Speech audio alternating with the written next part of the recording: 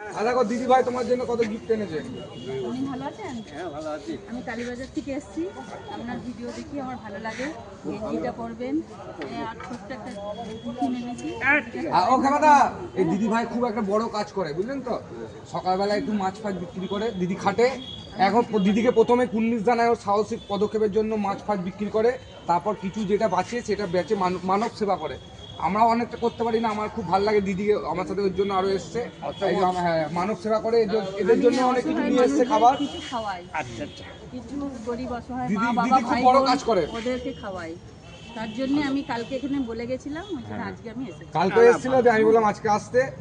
দিদি আপনার কান্নাকাটি বাড়ি তো? না, কালীবাজার। কালীবাজারের বাড়ি, ওইখানেই বিক্রি করেন মাছ। ওখানেই বিক্রি। তো আপনাকে আগে স্যালুট করছি, আপনি যে মানব সেবার কাজটা করছেন, মহাদেবের ভক্ত আমি, মহাদেব মন্দিরে বলছি আপনি করুন, আমরা পাশে আছি। কোনো আমরাও আছি। হ্যাঁ হ্যাঁ আমরাও হ্যাঁ আছি। পাশে হ্যাঁ, থাকবেন। নিশ্চয়ই নিশ্চয়ই আমরা নিশ্চয়ই। থাকবো। মা আমি থাকবো। হ্যাঁ। এই পায়ে দেবে পায়ে দেবে। আবার দিদি খাবারও এনেছে অনেক এদের জন্য। হ্যাঁ। জানে যে লক্ষ্মী ভাইয়ের অনেক বন্ধু আছে মন্দিরে।